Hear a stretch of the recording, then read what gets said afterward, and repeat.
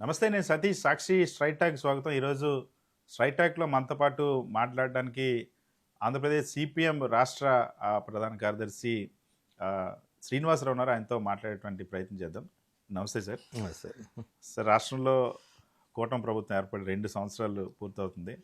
2 సంవత్సరాల పరిపాలనకు సంబంధించి ఈ మధ్య మీరు ఒక పుస్తకాన్ని కూడా రిలీజ్ చేశారు. ప్రభుత్వ ప్రాధాన్యాలు ఎలా ఉన్నాయి, ముఖ్యంగా ప్రజల అభిప్రాయం ఈ ప్రభుత్వం మీద ఎలా ఉందనుకుంటున్నారు?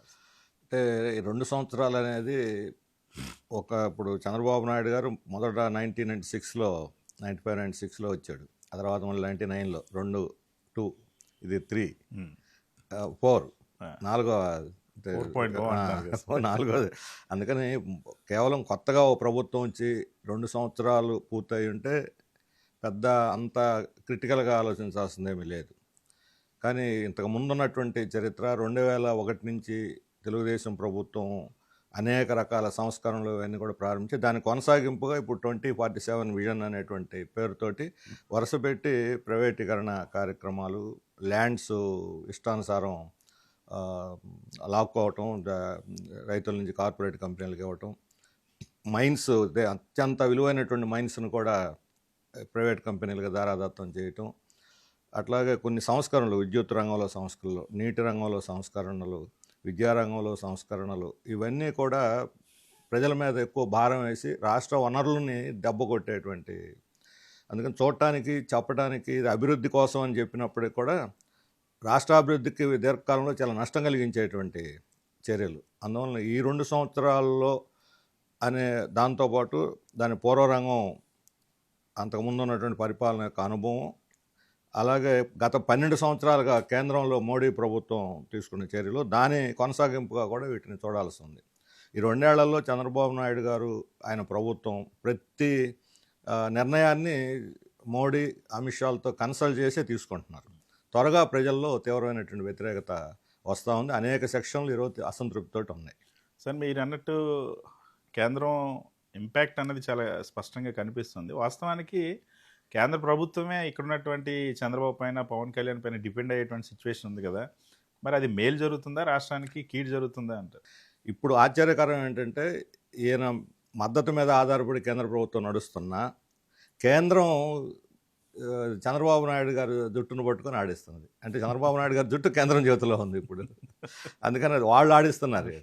అందుకనే ఇప్పుడు వారానికి ఒకసారి ఢిల్లీ పోవటం, ప్రోగ్రెస్ రిపోర్ట్ ఇవ్వటం, మరలా కొత్త అజెండాని తీసుకొని రావటం. మన దురదృష్టం ఏంటంటే వీళ్ళ మీద ఆధారపడి కేంద్రం నడుస్తూ ఉన్నా కేంద్ర ప్రభుత్వం ఇప్పుడు రాష్ట్రాన్ని నడుపుతూ ఉంది. దానివల్ల ఏంటంటే మన రాష్ట్ర ప్రయోజనాలు వెనకబడిపోయి కేంద్రం అజెండా ముందుకు వస్తూ ఉంది. దీంట్లో ఉన్న ఇంకో రాజకీయ అంశం ఏంటంటే, తెలుగుదేశం పార్టీ ఏర్పడింది కేంద్రం యొక్క నిరంకుశ పెత్తందరితనానికి వ్యతిరేకంగా. ఆ రోజు ఆంధ్రుల ఆత్మగౌరవం పేరుతో ఎన్టీ రామారావు చేశాడు. ఈరోజు అదే ఫెడరల్ హక్కుల్ని, అదే ఆత్మగౌరవాన్ని కేంద్రాన్ని తాకట్టు పెడుతున్నారు. అది ఈరోజు అంటే దాదాపుగా చరిత్ర రివర్స్ అయింది, తిరగబడిపోయినటువంటి పరిస్థితి. అదే విధానం కొనసాగుతూ ఈ విధానాలు అమలు చేసి చంద్రబాబు నాయుడు గారు సొంతంగా ఏదో చేస్తున్నారు అనుకోవచ్చు. కేంద్రం యొక్క ఆధిపత్యం కూడా దీన్ని రెండు కలిసి ఇప్పుడు మన మీద వేగం, ఇప్పుడు డబుల్ ఇంజిన్ అంటున్నారు కదా, డబుల్ ఇంజిన్ తోలుతుంది జనం మీద, బుల్డోజర్ జనం మీద తోలుతున్నది. సార్, ఇవాళ వైజాగ్ స్టీల్ ప్లాంట్ ఈ దుస్థితికి కారణం కార్మిక సంఘాల వల్ల ఈ పరిస్థితి వచ్చిందని పవన్ కళ్యాణ్, లోకేష్ మాట్లాడడం, అదేవిధంగా ముఖ్యమంత్రి చంద్రబాబు గారు అయితే పడుకుంటే జీతాలు ఇస్తారని మాట్లాడి, ఇవన్నీ ఎందుకోసం ఈ మాటలన్నీ ఈ మధ్యకాలంలో వస్తున్నాయి? గతంలో వీళ్ళంతా కార్మికులకి మద్దతు ఇచ్చిన వాళ్ళే కదా సార్. కార్మికులు ఉత్పత్తి చేయకుండా అభివృద్ధి ఎలా జరుగుతుంది? నేను అభివృద్ధి సాధించారంటున్నా, మీరు చేశారా? అభివృద్ధి అంతా ఎవరు సాధించారు? పంటలు ఎవరు పండిస్తున్నారు? లేదా ప్రాజెక్టులు ఎవరు నిర్మిస్తున్నారు? ఫ్యాక్టరీ ఎవరు నడుపుతా ఉన్నారు? విశాఖ ఉక్కు ఫ్యాక్టరీ చాలా కాలం కూడా లాభాల్లో నడిచింది. యూనియన్లని భాగస్వాములు చేసి యూనియన్ల మాట విన్నంత కాలం యాజమాన్యం అది లాభాల్లో నడిచింది. యూనియన్లను నిర్లక్ష్యం చేసి బ్యూరోక్రాటిక్గా ఢిల్లీ నుంచే డైరెక్ట్గా నడవడం మొదలుపెట్టిన దగ్గర నుంచే నష్టాలు మొదలైనవి. యాక్చువల్గా కష్టపడి ఉద్యోగం సంపాదించిన వాళ్ళందరూ కష్టపడి పనిచేస్తున్నారు. పనిచేయకపోతే 10 మంది ప్రాణాలు ఎలా పోయినాయి? అక్కడ వాళ్ళు పనిచేస్తున్న బట్టే కదా ప్రాణాలు పోయినాయి. అందుకని పనిచేస్తున్న వాళ్ళు ప్రాణాలు పోతున్నప్పుడు వాళ్ళని ఎలా సముదాయించాలని వదిలేసి వాళ్ళు పని చేయలేదని వాళ్ళ మీద ఆరోపణలు చేయటం అంటే ఇంతకన్నా దుర్మార్గం ఇంకోటి లేదు. ఇంకా సార్, అసలు స్టీల్ ప్లాంట్కి ఆ ప్యాకేజీతో ప్రైవేటీకరణ ఆగిపోయింది, ప్రైవేటీకరణ మేము ఆపేసాము, ఇదంతా కేవలం మీరంతా రాజకీయం కోసం చేస్తున్న విమర్శలు ఏం చెప్పంటున్నారు? ఆగిపోయిందా సార్? ఇది 2019లో ప్రధానమంత్రి క్యాబినెట్ సమావేశం తర్వాత cabinet economic affairs committee strategic sale అని ఆ రోజు అనౌన్స్ చేశారు. తీర్మానం చేసి స్ట్రాటజిక్ సేల్, లాభాలు వచ్చినా నష్టాలు వచ్చినా అమ్మేయటం స్ట్రాటజిక్ సేల్ అంటే అర్థం అది. ఇప్పుడు అదే ఎకనామిక్ అఫైర్స్ కమిటీ అదే ప్రధానమంత్రి ప్రకటించాలి, మేము దీని వల్ల అది ఉపసంహరించుకొని దీన్ని కొనసాగిస్తాం ప్రభుత్వ రంగాలని. ఈ మధ్యలో వాళ్ళు ఎంపీలు ఓడగొట్టబడిన ఎంపీలు, లేకపోతే ఉన్నటువంటి ఎంపీలు, లేకపోతే ఒక కేంద్ర మంత్రులు వాళ్ళు వీళ్ళు చెప్పే మాటలకు పెద్ద విలువ ఏం లేదు. నేరుగా క్యాబినెట్ తీర్మానం చేసి అనౌన్స్ చేస్తే దానికి వాల్యూ, దానికి కేంద్ర ప్రభుత్వం సిద్ధంగా లేదు. అందుకని ప్రైవేటీకరణ మెడ మీద కత్తిలాగా వేలాడుతూనే ఉంది. సరే, వాళ్ళ రాష్ట్రంలో మీరు చెప్పినట్టు 2 సంవత్సరాల్లోనే ఎందుకు ఇంత వ్యతిరేకంగా వస్తున్నటువంటి చర్చ జరిగితే ప్రధానంగా రైతులు బాగా ఎక్కువగా రోడ్డు మీదకి వచ్చినటువంటి పరిస్థితి. ఇప్పుడు కూడా మనం చూస్తున్న ఆక్వా రైతులు కానీ, పొగాకు రైతులు కానీ, మీరు ఈ మధ్య వెళ్ళినటువంటి ప్రాంతాల్లో కూడా చూశాను సార్. రైతులకి ఎలాంటి ఇబ్బందులు ఉన్నాయి. ప్రభుత్వం ఏమో రైతులకి చరిత్రలో ఎప్పుడు చేయనంత మేలు చేశామని చంద్రబాబు నాయుడు చెప్తారు. అధికారంలో ఉన్నవాళ్ళు సహజంగానే అరిచేతిలో వైకుంఠం బ్రహ్మాండంగా చేశామని చెప్పుకుంటారు. కానీ రైతులు సంతృప్తిగా ఉన్నారా లేదా, రైతులు న్యాయం జరిగిందా లేదా అనేది ముఖ్యం. వ్యవసాయ సంక్షోభం అనేది ఈరోజు తీవ్రమైన విషయం. మన రాష్ట్రంలోనే ఉంది, దేశం అంతా ఉంది. ఒక రకంగా చెప్పాలంటే ప్రపంచం గ్లోబల్ క్రైసిస్ ఈరోజు మొత్తం సిస్టమ్ని గ్లోబల్ ప్రపంచవ్యాప్తంగా క్రైసిస్ వెంటాడుతున్నది. ఇలాంటి స్థితిలో ఇప్పుడు ఉదాహరణకి పొగాకు ఉంది, యుద్ధం వచ్చింది, ఎక్స్పోర్ట్లు ఆగింది, అందుకని అంటున్నారు. యుద్ధం అయిపోయింది, ఈ పొగాకు నిలవబెట్టుకుని ఎప్పుడైనా సంవత్సరం పొడుగుని అమ్ముకుంటుంది. ఆ పేరుతో తగ్గించాల్సిన అవసరం ఏంటి? గత సంవత్సరం కాస్త ధర వచ్చిందని ఈ సంవత్సరం విస్తీర్ణం పెరిగింది. విస్తీర్ణం పెరగనే ఆటోమేటిక్గా ఐటీసీ దాన్ని ధర తగ్గించేసింది. ఐటీసీ లాంటి ఒక కంపెనీని నియంత్రించగలిగినటువంటి శక్తి కానీ సామర్థ్యం కానీ ఈ ప్రభుత్వానికి లేదు. అందుకని మాట చెప్పటం వేరు, దాన్ని ఆచరించడం వేరు. ఇప్పుడు మొక్కజొన్న రైతులు ఇదే పరిస్థితి. ఆక్వా మొదట టారిఫ్ వల్ల, అమెరికా టారిఫ్ వల్ల ఆక్వా సంక్షోభంలో పడింది. ఇప్పుడు అది సమస్య పరిష్కారం అవుతున్నది. మరి అన్నప్పుడు ఎందుకంటే ఎక్స్పోర్టర్స్ అందరూ ఒక రింగ్గా ఏర్పడిపోయి వాళ్ళు ఒక కార్టెల్గా ఏర్పడి ధర దిగ్గొస్తున్నారు. పైగా ఫీడ్ ధర చాలా విపరీతంగా 15-20% ఫీడ్ ధర పెరిగింది. ధర రొయ్యల ధర పెరగలేదు, ఫీడ్ ధర పెరిగింది. అదేమో మన కంపెనీలు, బయట నుంచి వచ్చే పెద్ద కంపెనీలు వాళ్ళు కంట్రోల్ చేస్తారు అంతా కూడా.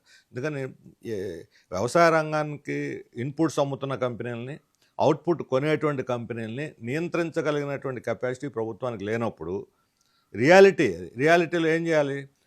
ధరల స్థిరీకరణ నిధిని వీళ్ళే కేటాయించి నేరుగా మార్కెట్లో దిగాలి. మార్కెట్లో దిగటానికి, కొనటానికి బదులు ఇది ప్రభుత్వ విధానం కాదు. ఇప్పుడు ఏంటి డిఫరెన్షియల్ ప్రైస్ అని అంటున్నారు. డిఫరెన్షియల్ ప్రైస్ అంటే గవర్నమెంట్ 200 ప్రకటిస్తే వాడు 160 కొంటే 40 రూపాయలు మేము తర్వాత మీ అకౌంట్లో వేస్తామంటున్నారు. మిర్చికి చెప్పారు 2 ఏళ్ల క్రితం, ఇంతవరకు మిర్చికి పడలా. మొక్కజొన్న రైతులకు చెప్పారు, మామిడి రైతులకు మాత్రం కొద్దిగా గొప్ప ఇచ్చారు, కొద్దిగా. ఇంకా అది కూడా అందరికి కాదు, కొంతమందికి ఇచ్చారు. కానీ ఇంతవరకు ఎవరికి కూడా డిఫరెన్షియల్ ప్రైజ్. పైగా డిఫరెన్షియల్ ప్రైజ్ సిస్టమ్ వల్ల అంటే మీ గవర్నమెంట్ ఇస్తుంది కదా, ఇప్పుడు 40 రూపాయలు గవర్నమెంట్ ఇస్తుంది అని వీళ్ళు ఆ 40 రూపాయలు కట్ చేస్తున్నారు. నేను కర్నూలులో ఉల్లిపాయ రైతులను చూశాను. ఉల్లిపాయ రైతులు డిఫరెన్షియల్ ప్రైజ్ ప్రకటించగానే మరుసటి రోజు వ్యాపారస్తులు వాళ్ళ తగ్గించిన ధరకు స్థిరపడిపోయారు. మీకు వస్తుంది కదా గవర్నమెంట్ దగ్గర, మేము ఎందుకు పెంచడం, మార్కెట్లో డిమాండ్ అన్నా కూడా.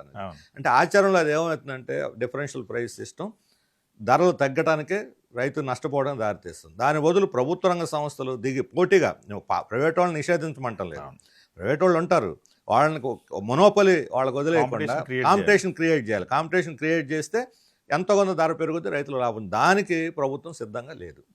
ఈ రోడ్డు ఎక్కుతున్నటువంటి వర్గాల్లో ఈ మధ్య ఉపాధ్యాయులు కానీ, ఉద్యోగులు కానీ, అవుట్సోర్సింగ్ ఉద్యోగులు, కాంట్రాక్ట్ ఉద్యోగులు, ఆర్టీసీ ఉద్యోగులు 2 సంవత్సరాలకి ఇంత పెద్ద ఎత్తున రోడ్డెక్కి ఉద్యమ కార్యాచరణ కూడా ప్రకటించే స్థాయికి ఎందుకు వస్తుంది సార్? ఎక్కడ సమస్య?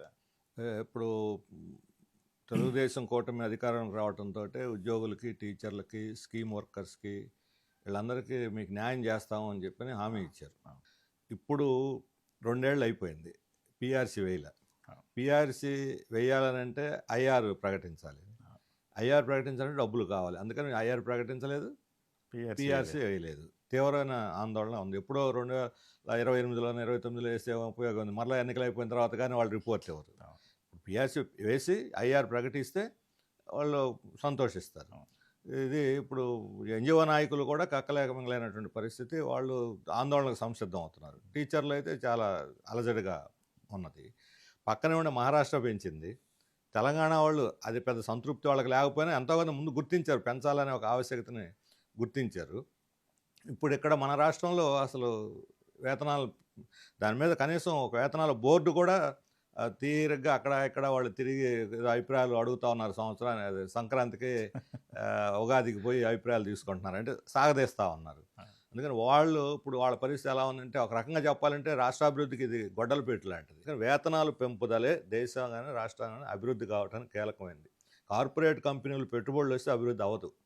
కార్మికులకు వేతనాలు పెంచితే, ఉద్యోగులకి, టీచర్లకు, కార్మికులకు ఉద్యోగాలు పెరిగితేనే, వేతనాలు పెరిగితేనే దేశం రాష్ట్రం అభివృద్ధి అవుతుంది. అది మా పాయింట్. ఇది పూర్తిగా చంద్రబాబు నాయుడు గారు చెప్పే సిద్ధాంతానికి పూర్తి వ్యతిరేకమైనటువంటి అంశం ఇది. సార్, ప్రైవేటీకరణ అడుగులు మాత్రం చాలా వేగంగా పడుతున్నట్టున్నాయి. ఇక్కడ మెడికల్ కాలేజీలు ప్రైవేటీకరిస్తున్నారు, టూరిజం ప్రాజెక్టులు పీపీపీకి ఇచ్చేస్తూ ఉన్నారు. ఎక్కడ చూసినా సరే ఇప్పుడు ఆర్టీసీలో ప్రైవేటీకరణ భయం మొదలైంది. మున్సిపల్ ప్రాపర్టీస్ని కూడా చేస్తున్నట్టు పరిస్థితుంది. ఎంతటి వేగంగా దీనికి అడుగులు వేస్తూ ఉన్నారు సార్? ఇది ప్రైవేటీకరణ కాదు, ప్రైవేటీకరణ కన్నా ప్రమాదకరమైంది లూటీ. ఇది మానిటైజేషన్ అంటారు. అంటే ఇప్పుడు Vidyadharapuram RTC bus stand private ఇస్తాం, ఆ స్థలం ఒక 20 ఎకరాల స్థలం, అక్కడ ఉన్న ఆస్తులు బోసులు అన్ని కొనాలి. ప్రైవేట్ పరం చేస్తే కొనాలి, వాడు 100 కోట్లు 150 కోట్లు ఖర్చు పెట్టాలి. ఇప్పుడు ఏం అక్కర్లేదు. ఇప్పుడు మెడికల్ కాలేజీ ఉంది, ఈ మెడికల్ కాలేజీకి వాడు సంవత్సరానికి 100 రూపాయలు 200 రూపాయలు ఒక 50-60 ఏళ్ల పాటు ఇస్తాడు. వాడికి వడ్డీ కూడా గిట్టుబాటు అవ్వదు ప్రభుత్వానికి. ఎంతో విలువైన స్థలాలు, బిల్డింగ్లు. గత ప్రభుత్వం మెడికల్ కాలేజీల వరకు గత ప్రభుత్వం మంచి కృషి చేసింది. వెనకబడినటువంటి ప్రాంతాల్లో దాదాపు 11 కాలేజీలు, 17 పెట్టారు, ఒక 5 ప్రారంభించారు. మిగతా ఈ పాటికి అయిపోయి ఉండేది. ప్రభుత్వం రావడంతో కంటిన్యూ చేస్తుంటే ఈ పాటికి అయిపోయి ఉండేది. ఇప్పుడు వాటిని పీపీపీకి అని ఒక కొత్త ఇది పెట్టి, ఆ పీపీపీ ఇప్పుడు ఎవడు ముందుకు రావటం లేదు, గవర్నమెంట్ కట్టడం లేదు. కనీసం హాస్పిటల్స్ ప్రారంభించిన పల్నాడు వరకు ఏదో ఈ మధ్యన ప్రారంభించిన హాస్పిటల్ అన్ని వెనక ఒక 2 తప్ప అన్ని బ్యాక్వర్డ్ ఏరియాస్లో ఉన్నాయి. అది మంచి నిర్ణయం. అది కనీసం హాస్పిటల్స్ ప్రారంభిస్తే అక్కడ ప్రజలకు బాగా తోడ్పడుతుంది. ఇప్పుడు దాదాపు ఈ 2 ఏళ్లలో మనం ఒక్కొక్క కాలేజీకి 50 సీట్ల ప్రకారం లెక్కేసుకున్నా 10 సీట్లలో 500 సీట్లు, అంటే 2 ఏళ్లలో 1000 సీట్లు మనం కోల్పోయాం మెడికల్ సీట్లు. ఇది చాలా నష్టం కదా ఇది. అందుకని ప్రభుత్వం యొక్క నిర్లక్ష్యం, medical college private PPP fail అయినట్టు లెక్క. లూటీ చేసి వాళ్ళకి అప్పచెప్పడానికి స్థలాలు, ఆస్తులు వాళ్ళకి అప్పచెప్పడానికి పీపీపీ తప్ప ఇది డెవలప్మెంట్కి తోడ్పడేటువంటి చర్య కాదు, ప్రజలకు అసలే తోడ్పడదు. అందుకని ఆర్టీసీ అయినా, మెడికల్ కాలేజీలైనా, ఏ అయినా సరే ప్రభుత్వ సంస్థలని ప్రైవేట్ వాళ్ళకి నిర్వహణ పేరుతో పీపీపీ పేరుతో అప్పచెప్పడం అనేది ఇది నథింగ్ బట్ లూటీ. ఇది ప్రైవేటీకరణకు మించినటువంటి ప్రమాదం అనేది మా అభిప్రాయం. సార్, ఈ విశాఖపట్నంలో ల్యాండ్ అలొకేషన్స్ మీద మీరు చాలా కాలం నుండి కూడా పోరాటం చేస్తూ ఉన్నారు. 99 పైసలకి ఎన్ని 100 కోట్లు విలువైనటువంటి భూమి అయినా మేము ఇస్తూ ఉన్నాం. అది మేము ఇన్వెస్ట్మెంట్ని ఆకర్షించడానికి ఇస్తూ ఉన్నాం. రాద్ధాంతం చేస్తున్నారు రాజకీయం కోసం అని చెప్పేసి అంటున్నారు మేము ప్రభుత్వం. ఇప్పుడు ఈ భూములు అనేది పెద్ద ఒక స్కామ్ లాగా ఉంది. భూములు కేటాయింపులు విపరీతంగా ఇష్టానుసారంగా ఎక్కడ పడితే అక్కడ కేటాయిస్తున్నారు. 99 పైసలకు ఎలా ఇస్తారు? ఇప్పుడు ఆయన పేదవాళ్ళ, కొనలేని వాళ్ళ, డబ్బు లేని వాళ్ళు. ఇప్పుడు దళితులకు శ్మశాన వాటికలకు 2 ఎకరాలు ఇవ్వాలని జీవో ఉంటూ 1, 2, 3, 5 30 ఏళ్ళ నుంచి దాని అతీగతి లేదు, అసలు అమలు జరగటం లేదు. 140 మంది వ్యవసాయ కూలీలకి రాష్ట్రంలో వాళ్ళకి భూమే లేదు, సెంటు భూమి లేదు. వాళ్ళకి భూమి ఇస్తే వ్యవసాయం చేసి డెవలప్ చేస్తారు. కౌలు రైతులకి వాళ్ళకి కౌలు కట్టడానికి వాళ్ళకి కష్టం అంతా సరిపోతుంది. వాళ్ళకి 1-2 ఎకరాలు వాళ్ళకి పండే భూమి ఇస్తే వాళ్ళు డెవలప్ చేస్తారు. ఇప్పుడు పండే భూమిని తీసుకుపోయి వాళ్ళ విలువైనటువంటి వాళ్ళకి అప్పచెప్పి ఎంప్లాయ్మెంట్ అంటున్నారు. నేను ఎంప్లాయ్మెంట్కి సంబంధించి లోకేష్ బాబు గూగుల్ వల్ల 1,80,000 ఉద్యోగాలు వస్తాయన్నాడు. ఆ తర్వాత 10-15 రోజులకి మన కేంద్ర మంత్రి గుంటూరు ఆయన తమసాని చంద్రశేఖర్ గారు ఆయన 5-6 వేలకు మించి రావన్నాడు. ఇప్పుడు రీసెంట్గా వాళ్ళ తోడలుడే శ్రీభరత్ 1000 ఉద్యోగాలు వస్తాయని చెప్పాడు. ఏది నిజం ఇందులో? వాళ్లే చెబుతుండే 5,000, 6,000, 1000 అని. అంత తక్కువ ఉద్యోగాలకి 22,000 కోట్ల రూపాయల రాయల్టీ ఇవ్వాలా? ప్రభుత్వ యొక్క సంపదని ఇవ్వాలా? ఇది డేటా సెంటర్, ఇవి ఐటీ సెంటర్లు కాదు. ఐటీ అయితే కంపెనీలు అయితే కొంతమంది కానీ ఉద్యోగాలు వస్తాయి, 100 అనుకుంటే 50 అని వస్తాయి. కానీ ఇవి డేటా సెంటర్లు అంతా కూడా 1000-2,000 మందితో నడిపేస్తారు ఒక సెంటర్ వాళ్ళు. కాబట్టి ఉద్యోగాలు అనేది ఒక భ్రమ క్రియేట్ చేసి డైరెక్ట్ ఇండైరెక్ట్ అని పేరు పెట్టి అరిచేతిలో వైకుంఠం చూపిస్తున్నారు. నేను వాస్తవం చెప్పాలంటే యూత్లో ఒక రకమైన డైలమా ఉంది. ఇప్పుడు తీవ్రమైన అసంతృప్తి, నిద్రాణంగా ఉంది. వీళ్ళు చెప్పేటువంటి మాటలకి చూద్దాం ఏమైనా వస్తాయేమో అనేటువంటి ఒక ఎదురు చూపులు ఉన్నాయి. ఇది కానీ ఈ భ్రమలు పటాపంచలైతే అప్పుడు భాగవతం మొదలవుద్ది. అందుకని అటువంటి తీవ్రమైన అసంతృప్తి. సో మీరు ఎన్ని చెప్పినా, మీరు ఎలాంటి విమర్శలు చేసినా, రూపాయికి ఎకరం కాదు మొత్తం ల్యాండ్ ఇస్తా ఏం చేస్తారని చెప్పి నారా లోకేష్ మాట్లాడుతున్నది. అది ఎందుకు అంత విగ్రస్గా రియాక్ట్ అవుతున్నారు? అంటే ఉచితంగా భూమి ఇచ్చి ప్రపంచం పెట్టుబడిదారులందరినీ ఆకర్షిద్దాం అనుకుంటున్నారు. ఫ్యాక్ట్ ఏమిటంటే మన దేశం నుంచి విదేశీ పెట్టుబడులు తరలిపోతున్నాయి. గత 6 నెలల్లో 100 రూపాయలు వస్తే నెలకి 200 బయటికి పోతున్నాయి. అంటే చెప్పడం కోసం నేను చెప్తున్నాను. పోల్చి బయటికి ఎఫ్ఐఐలు పోతున్నాయి, ఎఫ్డిఐలు పోతున్నాయి అమ్ముకొని. మరి దీన్ని ఎట్లానే కొత్త వాళ్ళు వచ్చి ఇక్కడ ఏమో ఉద్ధరిస్తారు. అందుకని ఉచితంగా భూమి అని అంటే ఇది వ్యవసాయ రంగానికి మరణ శాసనం రాయటమే. రైతుల భూములు చాలా విలువైన భూములు, పంటలు పండించేటువంటి భూములు ఎలా తీసుకుంటారు? రైతులు కనీసం గ్రామ సభ పెట్టకుండా వాళ్ళతో చర్చించకుండా ముందు తీసేసుకొని తర్వాత చర్చలు అంటున్నారు. ఇది ఒక రకమైన పెత్తందారితనం అనమాట. నిరంకుశత్వంగా జనం మీద మెడ మీద కత్తి పెట్టి భూములు ఇస్తావా చేస్తావా అని చెప్పని మధ్య చంద్రబాబు నాయుడు గారు అన్నారు, ఇది మీ భూమి మీ హక్కు అని. అది ఆచరణలో మీ భూమి మీ హక్కు కాదు, మీ భూమి మా హక్కులాగా మారిపోయింది. మేము తీసుకుంటాం, మీరు ఏం చేసుకుంటారు అని చెప్పిన పద్ధతిలో వ్యవహరిస్తున్నారు. భూములు తీసుకోవటం, ఆ భూములు తీసుకుపోయి బ్యాంకులో తాకట్టు పెట్టుకోవటం, లోన్లు తీసుకోవటం, బ్యాంకులకు ఎగ్గొట్టడం, వీళ్ళు బాగుపడటం, బ్యాంకులను దివాళా ఎత్తేస్తాం. ఇది ఒక పెద్ద కుంభకోణం. అంటే చంద్రబాబు ఒక బ్రాండ్, ఆ బ్రాండ్ని చూసి ఇంతమంది ఇన్వెస్టర్లు వస్తూ ఉన్నారు. అది గిట్టని వాళ్ళే ఈ ల్యాండ్ ఇచ్చేస్తున్నారని ప్రచారం చేస్తున్నారు. యాక్చువల్గా చెప్తున్నాయి ఎంఓఏలు అన్నీ రియలైజ్ అవుతున్నాయి. అన్నీ ఎంఓఏలు లక్షలు అవుతున్నాయి, కానీ రియలైజ్ అవుతున్నాయి 10% కూడా లేవు. ఎంఓఏలు చూపెట్టి ఇప్పుడు అదేదో ఉంటుంది, ఆకాశంలో మబ్బులు చూసి ముంత పగలు కొట్టుకున్నట్టు ఉంటుంది. ఎంఓఏలు చూసి అభివృద్ధి జరుగుతుంది. ఇది ఇది చెత్త కాగితాలు, దేనికి పనికిరావు ఎంఓఏలు. అంటే రెండో దశ భూ సమీకరణ చేయకపోతే, ఇప్పుడు ఆల్రెడీ 20,000 ఎకరాలు ఇచ్చారు, రెండో దశ భూ సమీకరణ కానీ చేయకపోతే అమరావతి మున్సిపాలిటీ అయిపోతుంది, ఇది అభివృద్ధి చెందే అవకాశం ఉండదని చంద్రబాబు నాయుడు చెప్తున్నారు. అభివృద్ధి కావటానికి నిధులు కావాలి, కానీ మున్సిపాలిటీ, పంచాయతీ, కార్పొరేషన్ అనేది కొలబద్ద కాదు కదా. సెంట్రల్ గవర్నమెంట్ ఇస్తామని నిధులు రాలేదు. వీళ్ళు నిధులు పెట్టి డెవలప్ చేస్తే రాజధాని కోసం ఇన్ని వేల ఎకరాలు ఎక్వైర్ చేసిన చరిత్ర ఎక్కడా లేదు. ఎకనామిక్ డెవలప్మెంట్ వేరు, పొలిటికల్ సెంటర్ బిల్డింగ్ వేరు. రాజధాని పొలిటికల్ సెంటర్ కానీ దాన్ని బిల్డ్ చేయాలి. దానికి బదులుగా ఇది డెవలప్మెంట్ అనే పేరుతో మొత్తం ఇక్కడ కేంద్రీకరిస్తే రాష్ట్రం అంతా పరిస్థితి ఏంటి? మనం హైదరాబాద్లో కేంద్రీకరించే మన రాష్ట్రం విడిపోయే పరిస్థితి వచ్చింది. మొత్తం తీసుకుపోయి అక్కడ కుమ్మరించాము ఇన్వెస్ట్మెంట్స్ అన్నీ. ఇప్పుడు అమరావతిలో కుమ్మరించేస్తే మిగతా ఉత్తరాంధ్ర పరిస్థితి ఏంటి? రాయలసీమ పరిస్థితి ఏంటి? ప్రకాశం, నెల్లూరు జిల్లాల పరిస్థితి ఏంటి? వీళ్ళందరూ ఏం కావాలి? అందుకని ఆ రకమైనటువంటి ప్రాజెక్టు సక్సెస్ అవ్వదు. రాజధాని కట్టుకోవటం మీదే ఫోకస్ పెట్టి కడితే ఈరోజు రేపు మొత్తం మీద ఆలస్యంగానే అది అవుద్ది. లేకపోతే ఉన్న రైతులకి న్యాయం జరగదు, రాజధాని పూర్తి కాదు. సరే, ఇవాళ అమరావతిలో పనుల వేగం కూడా చూస్తే ఈ మధ్య ముఖ్యమంత్రి గారు ఒక రివ్యూ చేసేటప్పుడు కేవలం 18% మాత్రమే జరిగింది అంటున్నారు. ఇంకోవైపు 3 ఏళ్ళలోనే మేము పూర్తి చేస్తామని అంటారు. వాస్తవ పరిస్థితి ఎలా ఉందంటే ఇప్పుడు ఆయన ఆవేదనలోనే అర్థమవుతుంది. అది మనం చెప్పాల్సిన అవసరం లేదు.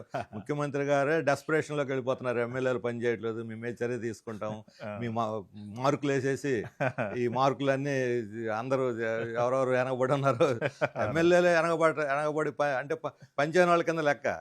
పంచాయతీ వర్కర్స్ని మీకు ఎందుకు జీతాలు ఇవ్వాలి అని అంటున్నారు. పంచాయతీ ఎమ్మెల్యేలు ఏం చేయాలి అప్పుడు వాళ్ళకి?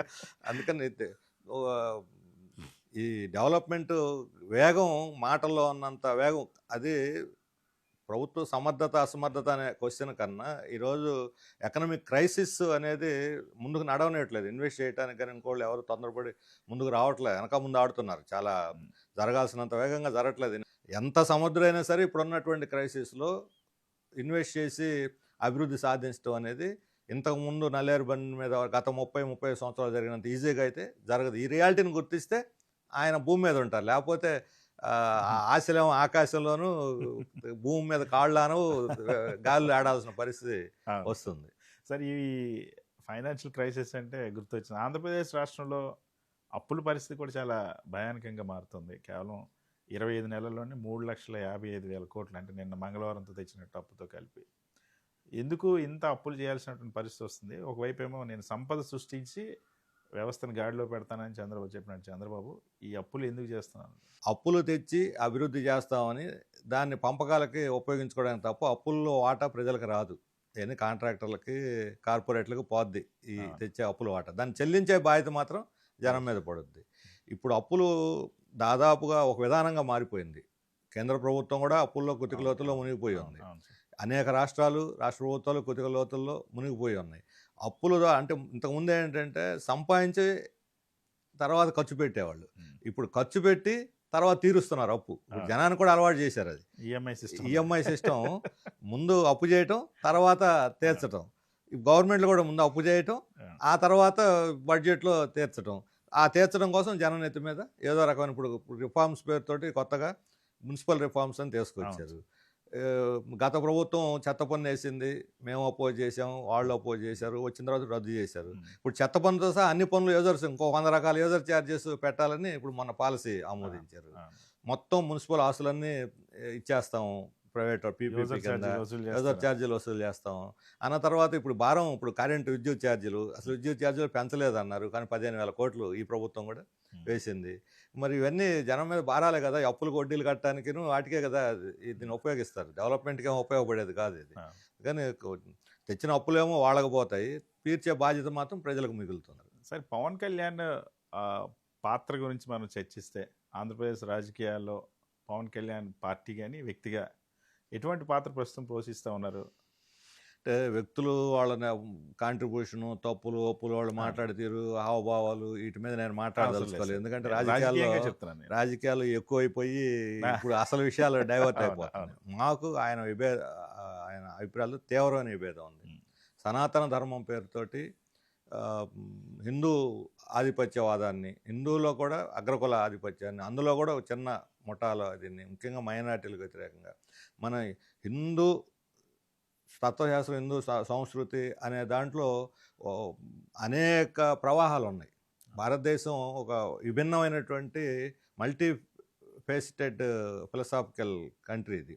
అనేక భిన్నమైన జాతులు, సంస్కృతులు ఇవన్నీ ఉన్నటువంటి ఆ వైవిధ్యాన్ని చూడకుండా ఆ వైవిధ్యాన్ని అంతా కూడా నాశనం చేసి మొత్తం పైనుంచి రుద్దాలనే బీజేపీ ఆర్ఎస్ఎస్ వైఖరిని నెత్తినేసుకున్నాడు ఈయన. ఇంతకుముందు అంతానేమో చెగువేరా అన్నాడు, ఇప్పుడేమో తీసుకొచ్చి ఈ సనాతన ధర్మం పేరుతోటి చేస్తున్నాడు. అది చాలా రాష్ట్రాన్ని బాగా దెబ్బతీస్తుంది. ఆయనకు కూడా మేలు చేయదు అది. ఆఖరికి ఉద్రిక్తలు పెరిగిపోయి ఇప్పుడు ఈరోజు క్రిస్టియన్ల మీద విపరీతంగా తప్పుడు ప్రచారాలు చేస్తున్నారు. కొంతమంది రఘురామకృష్ణరాజు లాంటి వాళ్ళు అయితే దాన్నే భుజాన్ని ఎత్తేసుకున్నాడు. ఆయన పేరు తెలుగుదేశం తప్ప ఆచారంలో ఆర్ఎస్ఎస్ కార్యకర్తలాగా చేస్తూ ఉన్నారు. కాబట్టి ఈ రకమైనటువంటి హిందుత్వ అనేటువంటి పేరుతోటి, సనాతన ధర్మం అనే ఒక వాల్యూ అనే పేరుతోటి అది మన రాష్ట్రానికి సూటబుల్ కాదు. ఈ రాష్ట్రంలో ప్రశాంత వాతావరణాన్ని దెబ్బతీస్తుంది. ఇక ఆయన నిర్వహించేటువంటి విధులు, డిపార్ట్మెంట్లు అంటే నేను ఇంతకుముందు కూడా చెప్పాను. ఇప్పుడు ఆయన అటవీ శాఖ మంత్రి, ఎన్విరాన్మెంటల్ మంత్రి. ఇప్పుడు అటవీ శాఖలో ఏజెన్సీ ప్రాంతంలో చాలా పెద్ద ఎత్తున ఇల్లీగల్ సర్వేలు జరుగుతున్నాయి ఈ మైనింగ్ కోసం. ఈవెన్ గవర్నమెంట్ ఏజెన్సీలు కూడా without taking the consent of the people, వాళ్ళు అక్కడ లోకల్ పీపుల్, గ్రామ సభ అనేది అత్యంత పవర్ఫుల్ పెసా చట్టం ప్రకారం, రాజ్యాంగంలో 5వ షెడ్యూల్. ఈయన అడవుల శాఖ మంత్రిగా దాన్ని ఎలా అనుమతిస్తున్నాడు? ఈ పంపుడు స్టోరేజ్ వాళ్ళు అసలు అక్కడ పెట్టకూడదు, వాళ్ళు ప్రజలు వ్యతిరేకిస్తున్నారు, ఎలా అనుమతిస్తారు? ఇప్పుడు ఎన్విరాన్మెంట్ ప్రాబ్లం విశాఖపట్నంలో వస్తుంది, మనకి కాకినాడలో వస్తుంది, అన్ని చోట్ల ఎన్విరాన్మెంట్ ప్రాబ్లం వస్తుంది. ఎన్విరాన్మెంట్ని ప్రొటెక్ట్ చేయాలి ఆయన మంత్రిగా. ఆ విషయంలో తగినంత సంతృప్తికరమైన రిజల్ట్స్ అయితే లేవు. సరే, అంటే పవన్ కళ్యాణ్ గతంలో కొన్ని చెప్పిన అంశాలపైన, ప్రత్యేక హోదా దగ్గర నుండి సుగాలి ప్రీతి అంశం దగ్గర నుండి కానీ, అదేవిధంగా చెగువేర నుండి ఇప్పుడు సనాతన వైపు మారిపోయిన వైఖరి కానీ, ఈ వైఖరి అంతా ఎందుకు కేవలం కేంద్రంలో భాగస్వామి అయ్యారు కాబట్టి మారారా? రీసెంట్గా ప్రత్యేక తెలంగాణ వాదాన్ని మళ్ళీ తెరపైకి తీసుకురావడం, తెలంగాణ మీ అయ్యి జాగిరైనటువంటి మాట్లాడడం, ఇదంతా దేనికోసం జరుగుతుందంటారు? ఇప్పుడు తెలంగాణ ఆంధ్ర మధ్య ప్రాంతీయ వైవిధ్యాన్ని ఇప్పుడు అది నాగేశ్వర్ దీంతో ప్రారంభమై అది దారి తప్పి ఆంధ్ర తెలంగాణ కింద మారిపోయింది. ఇప్పుడు ఆయన పవన్ కళ్యాణ్ గారు ఏమన్నారంటే తెలంగాణ నా మాతృభూమి అన్నాడు. తెలంగాణ మాతృభూమి అయితే ఆంధ్ర ఏమిటి? ఆయన ఇక్కడ ఆంధ్రప్రదేశ్ ముఖ్యమంత్రి, ఇక్కడ ఉప ముఖ్యమంత్రి. ఇది నా సవత్తల్లి అవుద్ది, అది మాతృభూమి అయితే ఇది సవతి భూమి అవుద్ది కదా. అందుకని ఈ రకమైన స్టేట్మెంట్లో ప్రాంతీయ ఉద్రిక్తలు పెంచడానికి దారితీస్తే, తెలంగాణలో ఏదో ప్రజల్ని వాళ్ళని ఏదో సంతృప్తిపరచాలని అక్కడ మాట్లాడి, ఇక్కడ సంతృప్తిపరిచి ఇక్కడ మాట్లాడి, ఇప్పుడు ఈ సాయి కృష్ణ ఇది జరిగింది. జరగగానే ముందు అన్యాయం జరిగింది, అది దీన్ని చేయాలని లేచారు. అవతల అతను కూడా అదే కులం అనేది, కులాన్ని గురించి మాట్లాడొద్దు అని వద్దని ఉపన్యాసాలు ఇచ్చారు. అంటే ఒక స్పష్టత, ఒక ప్రణాళిక ఇది కనిపించడం లేదు. ఎప్పుడు ఏదో అట్లా మాట్లాడితే ఆ రకంగా అప్పటికప్పుడు ఏదో ఒకటి తోచింది మాట్లాడటంగా ఉన్నది. ఈ ఈ రకమైనటువంటి అస్పష్టమైనటువంటి భావజాలం అది ఆయన ప్రతిష్టను దిగజారుస్తుంది. ఇంతకుముందు అంత క్రేజీ ఏం లేదు ఇప్పుడు యూత్లో కానీ ప్రజల్లో కానీ. ఎందుకంటే రోజుకో రకంగా ఒకదాన్ని అటు ఇటు మార్చేసి తను చెప్పిందనే తాను విరుద్ధంగా మాట్లాడటం, ఈ రకమైన ఇప్పుడు అందరూ చేస్తున్న పని ఏంటంటే ఇంతకుముందు ఆయన ప్రతిపక్షంలో ఉన్నప్పుడు ఏమేమి మాట్లాడు అన్ని ఇప్పుడు ఆ వీడియోలు తీసి మళ్ళీ కౌంటర్ వాళ్ళే వేస్తున్నారు. ఇంతకుముందు నువ్వు ఇట్లా అన్నావు, ఇప్పుడు ఇట్లా మాట్లాడుతున్నావు ఏంటని. ఇప్పుడు ఆయనకే దీని బూమ్ ర్యాంగ్ అంటాం కదా, బూమ్ ర్యాంగ్ అవుతుంది. ఈ సాయి కృష్ణ లాకప్ డెత్ ఘటన చూసిన తర్వాత క్రాంతి కుమార్ అదే సిఐ వాళ్ళ వేధింపుల వల్ల ఆత్మహత్య చేసుకున్న ఘటన కానీ లాండ్ ఆర్డర్ని మీద ఒక భయం అన్నది ప్రజల్లో వ్యక్తం అవుతుంది. ఈ ఘటనలు ఎలా చూస్తారు సార్? అంటే రెండు విషయాల్లో ఒకటి మనకి స్పష్టంగా కనిపిస్తుంది దిగజారిపోయినటువంటి పరిస్థితి. ఒకటి పోలీసులు వాళ్ళు అండమొక్కటిక్గా వ్యవహరించడం, పోలీసు వ్యవస్థలో తీవ్రమైన సంస్కరణలు తీసుకురావాల్సింది. ఈ వ్యవస్థ ఇప్పుడున్నటువంటి పద్ధతిలో ఒక రకంగా చెప్పాలంటే సెటిల్మెంట్ కేంద్రాల కింద మారిపోయినాయి పోలీస్ స్టేషన్లన్నీ కూడా. తర్వాత దళితుల మీద జరిగేటువంటి దాడులు పెరుగుతూ ఉన్నాయి వివిధ రకాల రూపాల్లో.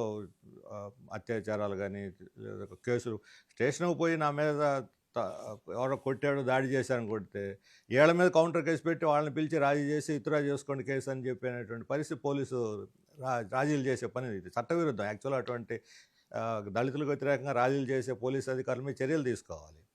కాబట్టి దళితుల మీద దాడులు, పోలీసుల యొక్క ఎక్సెస్ జోక్యం పోలీస్ స్టేషన్ల ద్వారా ఇది ఒక పరిస్థితి, తీవ్రమైనటువంటి పరిస్థితి మనకి కనిపిస్తున్నది.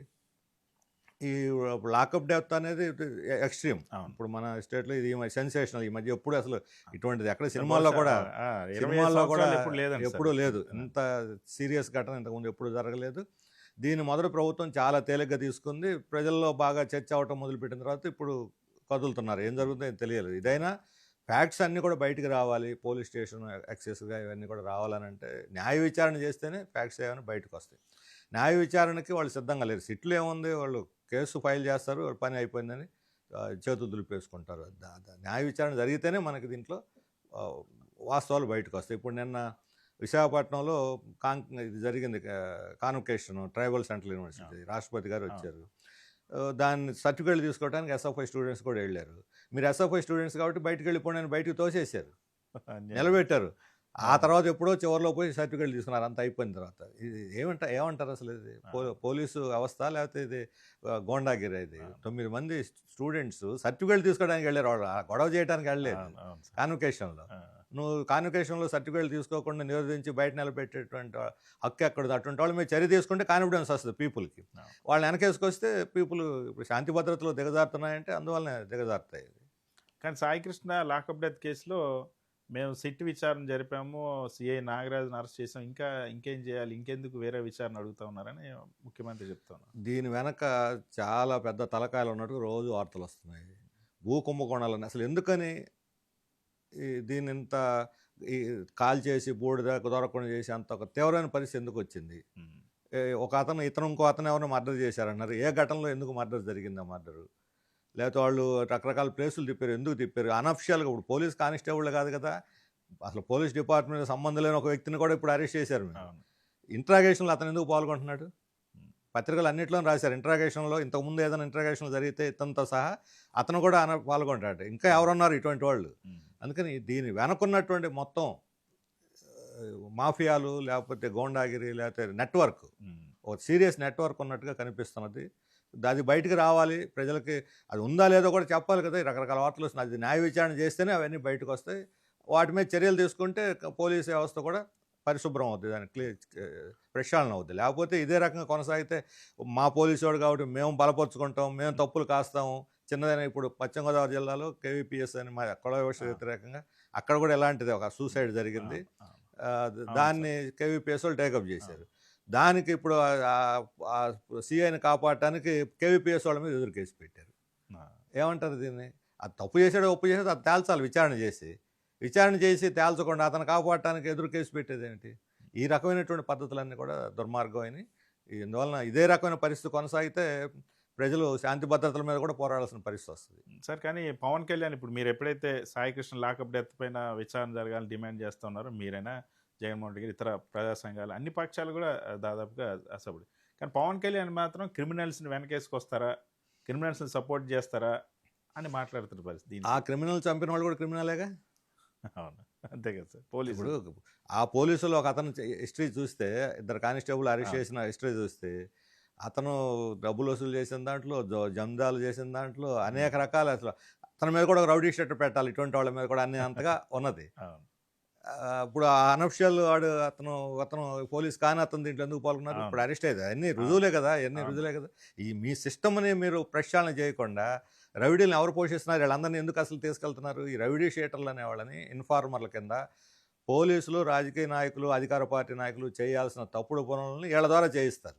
వీళ్ళు చేస్తే ఓకే, వీళ్ళు ఎంతకాలం చేస్తారు, ఎంతకాలం పడి ఉంటారు. ఇప్పుడు అతను క్రాంతి కుమార్ అని పేరుపోగు వెంకటేశ్వరరావు గారి కుమారుడు చేస్తున్నాడు. అతను ఎప్పుడో 10 ఏళ్ళ 12 ఏళ్ళ క్రితం రౌడీ షీటరు, ఇప్పుడు లేదు. ఏ నేరం 8 ఏళ్ళ తర్వాత కేసులు కూడా లేవు. మరి అతను ఇంకెందుకు స్టేషన్కి రమ్మంటారు? ఈ డ్రగ్స్ వాళ్ళు ఎవరో చెప్పు, నీకు తెలుసు అని వేధిస్తూ ఉంటే, అంటే ఇతన్ని ఆ నెట్వర్క్లో ఉపయోగించుకోవాలనే కదా. ఇంకేదన్నా కూడా చేయమని చూడండి, పలానా కొట్టి రావాలి, పలానా దగ్గర చూసి రావాలి, కాల్చి రావాలి. ఈ రకంగా ఇన్ఫార్మర్ల కింద, లేకపోతే వాళ్ళ చేతిలో సాధనాల కింద అఫిషియల్గా అనఫిషియల్గా అన్నిటికీ ఉపయోగించుకుంటూ ఉంటే ఇలాంటి వాళ్ళు సూసైడ్ చేసుకుంటారు, స్టేషన్లో కూడా కొడితే చచ్చిపోతూ ఉంటారు. అందుకని ఈ నేరస్తులుగా బయటకు రాకుండా కాపాడుతూ వాళ్ళని పెంచి పోషిస్తున్నదే వ్యవస్థ. వాళ్ళ ప్రభుత్వ రాజకీయ నాయకులు, పోలీసు ఉన్నతాధికారులు, వీళ్ళందరూ కూడా ఇలా తెలిసి వాళ్ళని పెంచి పోషిస్తున్నారు. ఇలా తెలియదు. ల్యాండ్ ఆర్డర్ లేకపోతే రౌడీలను ఎందుకు అణచలేదు అంతకాలం? ఇప్పుడు ఆయన చనిపోయిన తర్వాత అతను రౌడీజాన్ గురించి మాట్లాడుతున్నారు. రౌడీజాన్ ఎందుకు అణచలేదు? విజయవాడలో తక్కువ జరుగుతుందా రౌడీజం, లేకపోతే ఇతర నగరాల్లో తక్కువ జరుగుతుందా? ఎందుకు ఫెయిల్ అయ్యారు రౌడీజాన్ని అణచడంలో? అందుకని పెంచి పోషిస్తుందా మీరు రౌడీజాన్ని? మీరు ఎవరి గురించో మాట్లాడితే అట్లా. మీరంటే పవన్ కళ్యాణ్ వ్యక్తిగానే కాదు, సిస్టము, అధికారులు, రాజకీయ నాయకులు, వీళ్ళు పోలీస్ వ్యవస్థ, వీళ్ళు పెంచి పోషిస్తున్నారు. కానీ దాన్ని గుర్తించకుండా అతను ఎరకాటలో పడే పొజిషన్ వచ్చింది కాబట్టి ఆ ఎరకాటలో నుంచి బయటపడటానికి వాళ్ళని 2 మాటలు, వీళ్ళు 2 మాటలని, ఈ కులం గురించి మాట్లాడొద్దని ఇటువంటి స్టేట్మెంట్లు ఇస్తే సమస్య పరిష్కారం కాదు. పైగా చూసి తప్పుకొని ఎస్కేపిస్ట్ మెథడ్తో మాట్లాడితే సమస్య పరిష్కారం కాదు. కానీ లా అండ్ ఆర్డర్ చాలా అద్భుతంగా ఉంది. 14% క్రైమ్ రేట్ తగ్గింది. ఎప్పుడు లేనంత ప్రశాంతతంగా ప్రజలు జీవిస్తూ ఉన్నారు. అంత చట్టబద్ధంగా వ్యవహరిస్తామని హోంమంత్రి అనిత గారు అంటున్నారు. ఆన్ రికార్డు తగ్గినాయి. పోలీస్ స్టేషన్కి పోతే రిజిస్టర్ చేస్తే కదా కేసులు, తగ్గకేం చేస్తాయి? రిజిస్టర్ చేస్తే పోలీస్ స్టేషన్ నిందాన్ని చెప్పే దళితులు పోయి మాకు కొట్టారు, తిట్టారు అని అంటే వాళ్ళ మీద ఎదురు కేసు పెట్టి బెదిరించి అవసరం చేసుకొచ్చి రాజీ చేస్తున్నారు తప్ప కేసు రిజిస్టర్ చేయటం లేదు. అందుకని చాలా కేసులు పోలీసులు సెటిల్మెంట్లు చేసేసి out of the station register తక్కువ జరుగుతుంది. ఒకటి. రెండవది ముఖ్యమైన కారణం ఏంటంటే మొత్తం కేసులు సంఖ్య కాదు చూడాల్సింది, అందులో సీరియస్ క్రైమ్స్, మహిళల మీద అత్యాచారాలు, దళితుల మీద దాడులు, లేదా మర్డర్లు, కిడ్నాప్లు, రేపులు, ఇటువంటివన్నీ తగ్గినాయా పెరిగినాయా? చిన్నపిల్లలు, మహిళలను కూడా కిడ్నాపులు చేసి తీసుకెళ్ళిపోతున్నారు.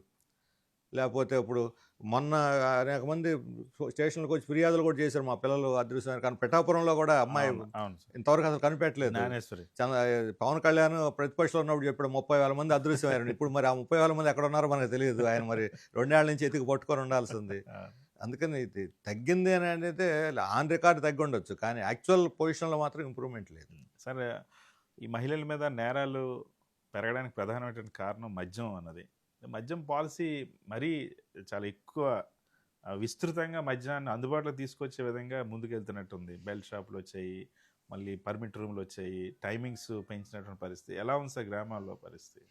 గ్రామాల్లో, పట్టణాల్లో అన్ని చోట్ల కూడా తాగటం బాగా పెరిగింది. తాగటాన్ని ప్రోత్సహిస్తున్నారు. బెల్ట్ షాపులు ఇష్టానుసారం పెరిగిపోతున్నాయి. బెల్ట్ షాపులు అనేవి లెక్కకు మించి పెరిగిపోతూ ఉన్నాయి. పెద్ద సమస్యగా ఉన్నది అది. ఇప్పుడు తాజాగా బీచ్ షాక్ ఇస్తున్నాడు జనానికి. షాక్ అది. బీచ్ షాక్స్ పేరు ఏమంటున్నారు, బీరు తాగి తప్పే ఉంది అని ఆయన అంటాడు భరత్. మరి వాళ్ళ పిల్లలందరి చేత తాగిస్తాడేమో, ఆ కాలేజీలో ఉన్న వాళ్ళ చేత ఏమైనా పెట్టి.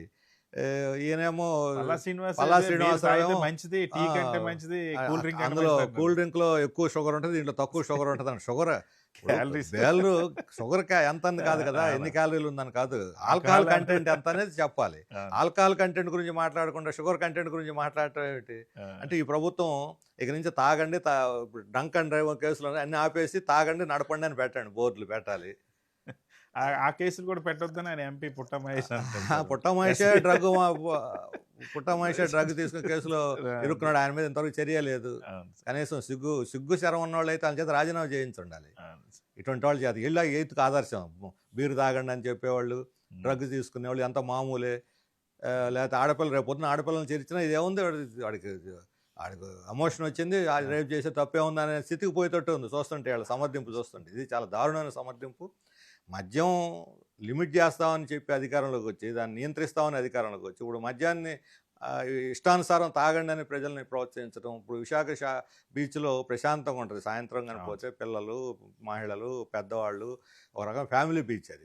ఆ ఫ్యామిలీ బీచ్ని తీసుకుపోయి ఇప్పుడు మేము అక్కడ షాక్స్ పెట్టేసి బీర్ అమ్ముతా ఉంటే, బీర్ అమ్మిన తర్వాత గొడవలు జరుగుతాయి, ఆడపిల్లల్ని అలర్ట్ చేస్తారు. ఇటన్నిటికి ఎవరు బాధ్యత వహిస్తారో, ల్యాండ్ ఆర్డర్ ప్రాబ్లం పెరుగుద్ది.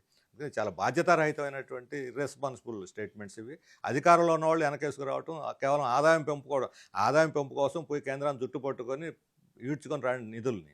అది మీ బాధ్యత. కేంద్రం నిధులు తీసుకురావడం చేతగాక ఇక్కడ జనాన్ని పట్టుకొని పీడిస్తాము, జనానికి చెడ్డ అలవాట్లు నేర్పిస్తామంటే మాత్రం మేము అంగీకరించే సమస్య లేదు. సరే, ఎమ్మెల్యేలు గురించి ఇందాక మీరు చెప్పినట్టు ఎమ్మెల్యేల మీద విపరీతమైన అవినీతి ఆరోపణలు వస్తూ ఉన్నాయి.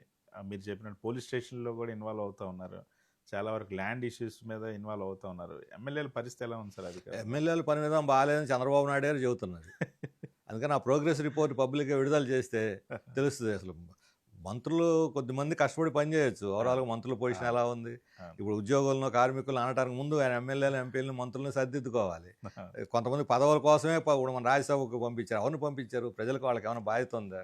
పెద్ద పెద్ద బిజినెస్ పీపుల్ వాళ్ళని పంపించారు. కాబట్టి ప్రజాప్రతినిధులను బాధ్యతాయుతంగా మలుచుకోవాల్సిన బాధ్యత ఆయనది. అసలు ఎలక్ట్రల్ సిస్టంలోనే చేంజ్ రావాలి. ఈ సిస్టమ్ ఎలా ఉన్నంతకాలం డబ్బులు ఎవరి దగ్గర ఉంటే వాళ్ళే రాజకీయ నాయకులు అవుతున్నారు. ప్రజలకు సేవ చేసేవాళ్ళు కాకుండా వాళ్ళు ఏముంది అంటారు, మేము డబ్బులు ఇచ్చాం, ఓట్లు కొనుక్కున్నాం, గెలిచాం, మీకు మా పని మేము చేసుకుంటాం. ఇప్పుడు ఎమ్మెల్యేలు నేరుగా అన్న సందర్భాలు ఉన్నాయి. 100 కోట్లు ఖర్చు పెట్టిన ఎమ్మెల్యే మళ్ళీ నెక్స్ట్ ఎలక్షన్లు ఆ 100కు ఇంకో 100 తోడేసే కదా నేను మళ్ళీ గెలిచేదని ఓపెన్గా వాళ్ళ అనుచరులతోటి ఓపెన్గా అన్న ఘటనలు ఉన్నాయి. అందుకని ఈ అవినీతి విచ్చలవిడిగా పెరుగుతుంది. అన్నిట్లోనూ వాటాలు కింద నుంచి పైదాకా వాటాలు ఎవరు వాటాలు వాళ్ళకి పోవాల్సిందే. అమరావతి కూడా వాటాలు పంపిస్తున్నామని వాళ్ళు చెప్పుకుంటున్నారు. ఎంత పోతున్నాయి ఏంటో, ఎంత పర్సెంటేజ్లో మనకు తెలియదు. కాబట్టి ఈ వాటాల రాజ్యం పోతే అవినీతి అంతం అయితే, రాజకీయ అవినీతి అంతం కాకుండా కింద స్థాయిలో అవినీతి పోదు. సో రాజకీయ అవినీతి ఏ స్థాయిలో పెరిగిపోయింది అంటారు? విపరీతమైన స్థాయిలో ఉంది. దాని డిగ్రీ అంతా అని చెప్పలేం, కానీ ఎన్నికలలో డబ్బులు పంచిన తర్వాత దాన్ని మళ్ళీ కూడగట్టుకోవడం, వెనక్కి రాబట్టుకోవడం. ఎన్నికల రాజకీయమో పెద్ద వ్యాపారం అయిపోయింది. ఇంతకుముందు వ్యాపారం చేసేవాళ్ళు సంపాదించుకొని రాజకీయాల్లోకి వచ్చేవాళ్ళు. ఇప్పుడు రాజకీయాల్లోకి సంపాదించుకోవడానికే వస్తున్నారు. అది ఒక పెద్ద వ్యాపార కేంద్రంలాగా అయిపోయింది. అందుకని అవినీతిను ఈ రోజున్న రాజకీయ సిస్టమ్ని, పొలిటికల్ సిస్టమ్ని వేరుగా చూడలేము. సిస్టంలోనే అవినీతి పెరిగిపోయింది, ఇష్టానుసారం పెరిగిపోతూ ఉంది. రాజకీయ అవినీతే కీలకమైంది. చిన్న వాళ్ళు తీసుకునే డబ్బులు అన్నీ కూడా పై వాళ్ళు ఒత్తిడి మీదే వీళ్ళు వసూలు చేస్తున్నారు. వాళ్ళు 1 లక్ష వసూలు చేయమంటే వీళ్ళు 10 లక్షలు వసూలు చేస్తారు. కొంత వాళ్ళు జేబులు వేసుకుని అధికారులకు ఇస్తారు, కొంత పైకి ఇస్తారు. అది ఆ రకమైన సిస్టమ్ ఒకటి కరప్షన్ సిస్టమేటైజ్ అయిపోయింది రాష్ట్రంలో. సరే, ఎమ్మెల్యేలు ఎంత బహిరంగంగా తప్పులు చేస్తున్నా ముఖ్యమంత్రి ఎవరి మీద కూడా యాక్షన్ తీసుకున్నట్లేదు. చెంతన్నంరి ప్రభాకర్ ఈ మధ్య చూసాం, ఒక ఇంటి మీదకి వెళ్ళినటువంటి పరిస్థితి, రాత్రి బుల్డోజర్ పట్టుకొని. రఘురామకృష్ణరాజు ఎంతమందిని రోడ్డున పడేశారో మీకే ఎక్కువ తెలుసు. పర్సనల్గా మిమ్మల్ని కూడా టార్గెట్ చేసినటువంటి పరిస్థితి. నిన్న ఎవరో పులవర్తి నాని ఒక మాజీ జడ్జినే బెదిరించినటువంటి పరిస్థితి. ఎందుకు సార్ సమర్థిస్తున్నారు? వాళ్ళు సమర్థించుకున్నా, వ్యతిరేకించినా ఇలాంటి ఎమ్మెల్యేలకి రేపు పొద్దున ఎన్నికల్లో మళ్ళీ ప్రజలు పాఠం చెబుతారు. ఇప్పుడు అధికారం ఉన్నప్పుడు కళ్ళు కనపడవు, చెవులు వినపడవు. అందుకని ఇష్టానుసారం పేటరేగిపోతారు. రేపు ఎన్నికల్లో మళ్ళీ ప్రజల దగ్గరకు పోయి ఓడిపోయినప్పుడు అప్పుడు మళ్ళీ భూమి మీద దిగొస్తారు. అందుకని ప్రజలే వాళ్ళకు పాఠం చెప్పాలి. కానీ మౌలికమైన విషయం ఏంటంటే ఎన్నికల సిస్టమ్ మారాలి. ప్రజలకు బాధ్యత వహించే ఎన్నికల సిస్టమ్ రాకుండా ఓట్లు అయిపోయిన తర్వాత ఇక మేము మా ఇష్టం, మళ్ళీ ఎన్నికలు వచ్చినప్పుడు మీకు కనపడతాం అనే పద్ధతి ఉన్నంతకాలం ఇది జరుగుతూనే ఉంటుంది. అందుకని ఎన్నికల సంస్కరణలు చాలా ముఖ్యమైనటువంటిది. సార్, రఘురామకృష్ణరాజు ఆ నియోజకవర్గంలో ఉన్నటువంటి పేదల ఇల్లు కూల్చేస్తున్నటువంటి పరిస్థితి కానీ, అదేవిధంగా చర్చిలను కూల్చేస్తున్నటువంటి విమర్శలు ఉన్నాయి. ఏం చేస్తా ఉన్నారు? ఎందుకు అంత వివాదాస్పదంగా మారారు ఆయన? ఉండి మీరు కూడా అక్కడ పోరాటాలు ఉండి చేశారు. నియోజకవర్గంలో 2000 ఇళ్ళు కూల్చేశారు. దానికి కాలువ కట్టల మీద రోడ్లకి అడ్డంగా ఉంది, బ్యూటిఫికేషన్ చేయాలనేటువంటి పేరుతోటి. అదే సమయంలో ఆ కాలువ కట్టల మీద ఆ రోడ్లు సైడ్ ఉన్నటువంటి భూస్వాముల ఇళ్ళని వాళ్ళ గెస్ట్ హౌస్లను తాకని కూడా తాకలేదు. వాటిని మాత్రం వదిలేశారు, వీళ్ళన్నింటినీ బుల్డోజ్ చేశారు. ఎవరైనా పేదవాళ్ళు ఇల్లు కోల్చాలనంటే ముందు వాళ్ళకి ప్రత్యామ్నాయ ఇల్లు సౌకర్యం కల్పించాలి. ఇల్లు సౌకర్యం కల్పించకుండా మీకు ఎప్పుడో ఎక్కడో ఇచ్చాము. నేను ఒక ఊళ్ళో చూశాను, ఎక్కడో మాగాడిలో నీళ్లు నడుములో నీళ్ళు వచ్చే దగ్గర స్థలం ఎప్పుడు ఇచ్చాము, అసలు అప్పుడే మాకు వద్దన్నారు వాళ్ళు. ఇప్పుడు మీ పేరుతో పోండి నీకు కూల్చేశారు. అక్కడ పోయి ఏం చేయాలి వాళ్ళు? ఇల్లు కట్టించి కదా ఇవ్వాలి. ప్రత్యామ్నాయ ఇల్లు కట్టించి మీరు కూల్చేయండి. అట్లా కాదు బ్యూటిఫికేషన్ అనేటువంటి పేరుతో కూల్చేసి నా ఘనత అని చెప్పానంటే, ఎదురొచ్చిన చర్చిలనే కాదు దేవాలయాన్ని కూడా కూల్చేసి. ఇప్పుడు ఆకివీళ్ళలో గొంతేనమ్మ గుడి అనేది దళితుల కులదైవం, అది చర్చి కాదు, క్రైస్తవ మేరీ లేరు అక్కడ. దాన్ని కూల్చేసి మేము రామాలయం కడతాం, రాత్రి కూల్చేశారు. అర్ధరాత్రి పోయి కూల్చేస్తారు ఎవరైనా దేవాలయాన్ని. కాబట్టి ఆయన ఇటువంటి వాళ్ళందరినీ కూడగట్టుకొని ఈ పెత్తందారి వ్యవహారాలు చేస్తా ఉన్నాడు. అక్కడ ఈ పేదవాళ్ళు మాత్రం వాళ్ళు భ్రమలు, వాళ్ళు ఆయన నమ్మి ఓటేసిన వాళ్ళు అత్యధిక భాగం. అందులో 2000 మంది ఇల్లు పోయిన వాళ్ళల్లో ఇప్పుడు ఏ భూస్వామి వచ్చి నా పొలానికి అడ్డంగా ఉన్నారు వీళ్ళు, ఇక్కడ కారు పెట్టుకోవడానికి గెస్ట్ కట్టుకోవడానికి అడ్డం ఉంది, రియల్ ఎస్టేట్ వాళ్ళు వచ్చి ఇది అడ్డంగా ఉంది అన్న చోటల్లో కూల్చేశారు. ఇర్రెస్పెక్టివ్ ఆఫ్, అంటే కేవలం ఈ రియల్ ఎస్టేటు ఆడ ఉండే రొయ్యల చెరువుల వాళ్ళ ప్రయోజనాలను దృష్టిలో పెట్టుకొని ఈ పేదవాళ్ళు ఇల్లు కూల్చేశారు. అందుకనే మేము దాని మీద పోరాడుతున్నాం. వాళ్ళకి ప్రత్యామ్నాయం చూపించేదాకా ఈ పోరాటం కొనసాగుతుంది. సో ప్రశ్నించేటువంటి ఎవరినైనా సరే ప్రభుత్వం కేసులు పెడుతుంది. ఈ మధ్య సోషల్ మీడియా కేసులు విపరీతంగా మనం చూస్తాం. ప్రొఫెసర్ నాగేశ్వర దగ్గర నుండి రావణ్ వరకు కానీ ఇతర చాలామందిని, ఈవెన్ మీ పార్టీకి సంబంధించిన సోషల్ మీడియా కూడా కేసులు పెట్టడం, బ్లాక్ చేయడం, ఎందుకు ప్రభుత్వం ఎంత అసహనాన్ని ప్రదర్శిస్తుంది? ఇందాక చెప్పడం ఆ పాయింట్ మిస్ అయింది. రెండో దీంట్లో పోలీసు ఎక్సెస్ జరిగే దాంట్లో ఈ సోషల్ మీడియా వాళ్ళ మీద వేధింపులే ఈరోజు ప్రధానమైన. ఇప్పుడు తాజాగా రావణ్ ప్రశ్న రావణ్ని మనకు ఇన్సిడెంట్ తాజాగా కనిపిస్తున్నది. కానీ అనేక మంది పిల్లల మీద, లేకపోతే కాలేజ్ స్టూడెంట్స్ మీద, యూత్ మీద, అనేక మంది మీద పెడుతున్నారు. ఎవరు ప్రశ్నిస్తారో, ఎవరు విమర్శ చేస్తారో వాళ్ళందరి మీద కేసులు పెట్టి వేధించి విమర్శ చేయాలంటేనే భయపడే వాతావరణాన్ని, భిన్నాభిప్రాయాన్ని అనదొక్కేటువంటిది కనిపిస్తున్నది. వీళ్ళకి ఆదర్శం ఎవరనంటే ఉత్తరప్రదేశ్ యోగి ఆదిత్యనాథ్. ఇప్పుడు ఈ ఎన్కౌంటర్లు, ఇప్పుడు ఈ ఘటనలు, ఇటువంటి వాటి కూడా ఆయన పేరుని అక్కడ అంటే బీజేపీ ఆదర్శం అనమాట. యోగి ఆదిత్యనాథ్ తీసుకొని అరాచకపు రాజ్యం, ఆటవిక రాజ్యం యూపీలో ఉంది, మామూలుగా ఆటవిక రాజ్యం. అటువంటి ఆటవిక రాజ్యాన్ని సృష్టిస్తూ ఉంటే ఇక్కడ మన రాష్ట్ర ప్రజలు వదులుకోరు. ఇక్కడ మనకు మంచి పోరాట సాంప్రదాయం ఉంది, ప్రజాస్వామ్య వాతావరణం ఉంది. అందుకని ఇప్పుడు మేము మా భిన్నాభిప్రాయం, ఏదైనా పదాలు ఒక్కోసారి దొర్లియో లేకపోతే అహంకారపూర్తిగా తప్పుడు పదాలు వాడితే ఖచ్చితంగా వాటి మీద చర్య తీసుకోవచ్చు, నోటీస్ ఇవ్వచ్చు, లేదా ఎవరు ఇవ్వాలి? ఇప్పుడు నన్ను తిట్టారనుకో ఏం కదా ఇవ్వాలి, ప్రభుత్వానికి ఏం పని ఇక్కడ? ఇప్పుడు మీరు నన్ను విమర్శించలేదు, నేను మిమ్మల్ని విమర్శించాను అనుకోండి, నన్ను విమర్శిస్తే నేను బాధపడితే నేను కంప్లైంట్ ఇవ్వాలి మీ మీద. ప్రభుత్వం ఎందుకు దీంట్లో జోక్యం చేసుకోవాలి? What is the role of the state? ఇప్పుడు ఏదైనా రేప్ జరిగితే, హత్య జరిగితే అది ప్రభుత్వ బాధ్యత, దాని బాధ్యత తీసుకోవాలి. ఇద్దరు వ్యక్తుల మధ్య జరిగే సంభాషణలు, లేకపోతే తిట్లు, దండకాలు, ఎంతమంది మహిళల్ని ఒకరినొకరు తిట్టుకోలేదు, ఎంతమంది ఇప్పుడు సోషల్ మీడియాలో చూస్తే అసలు ఒకసారి మనకు డోకు వస్తూ ఉంటుంది. వన్ సైడే తీసుకుంటున్నారు, రెండో సైడ్ తీసుకోవట్లేదు. అధికార పార్టీ వాళ్ళు ఎంత పేటరేకపోతున్నా వీధుల్లోకి వచ్చి వేరంగం తొక్కినా వాళ్ళ మీద చర్య తీసుకోరు. ప్రతిపక్షాలు లేదా ఉద్యమకారులు ఎవరన్నా చిన్నపాటి ఆందోళన చేసినా, చిన్నపాటి విమర్శ చేసినా కేసులు, ఇప్పుడు పాత కేసులు కూడా బయటికి తీస్తున్నారు. వాళ్ళకి అవసరమైతే పాత కేసులు కూడా బయటకు తీస్తున్నారు. అందుకని సోషల్ మీడియా గొంతు నొక్కాలనుకుంటే కాక్రోచ్ ఉద్యమం లాంటిది మరొకటి వీళ్ళు ఫేస్ చేయాల్సి ఉంటుంది మన రాష్ట్రంలో. డిప్యూటీ సీఎం పవన్ కళ్యాణ్ అయితే సెపరేట్గా ఒక వింగ్ని ఏర్పాటు చేశారు నిన్నే. కేవలం సోషల్ మీడియాలో వచ్చే విమర్శలు లేదా పరిమితి దాటిపోతుంది, వాక్ స్వాతంత్రం అంటే వాళ్ళకి నచ్చినట్టు మాట్లాడడం కాదు, వాళ్ళ మీద చర్యలు తీసుకుంటామని ఆయన కూడా ఒక వింగ్ ఆయన డిపార్ట్మెంట్లో డిప్యూటీ సీఎంఓలోనే పెట్టినటువంటి పరిస్థితి. ఇప్పుడు సోషల్ మీడియాలో యాక్టివ్గా ఉండే వాళ్ళల్లో జనసేన కూడా ఒకటి. వైఎస్ఆర్ కాంగ్రెస్, టీడీపీ, జనసేన పార్టీ చిన్నదైనా సోషల్ మీడియాలో దాని ప్రెజెన్స్ ఎక్కువగానే ఉంటుంది. ముందు దాన్ని కంట్రోల్ చేయమనండి. వాళ్ళ భాష ఇంకా భయంకరంగా, ముందు వాళ్ళని కంట్రోల్ చేయాలి. రెండోది ఏంటంటే వాళ్ళు మానిటర్ చేసుకోవచ్చు. మానిటర్ చేసుకొని తప్పు, రైటు, వాదోపవాదాలు చేసుకోవచ్చు, విమర్శలు చేసి ప్రతి విమర్శలు చేయొచ్చు. దాని ఆధారంగా కేసులు పెడతా ఉంటే మాత్రం అంగీకరించేది లేదు. అది ఎట్టి పరిస్థితుల్లో అనుమతించదగినటువంటిది కాదు. ఒకవేళ అటువంటి చేసేది అనఫిషియల్ అవుద్ది. ఎక్స్ట్రా కాన్స్టిట్యూషనల్ యాక్టివిటీని పోలీసు ఎలా అనుమతిస్తుంది?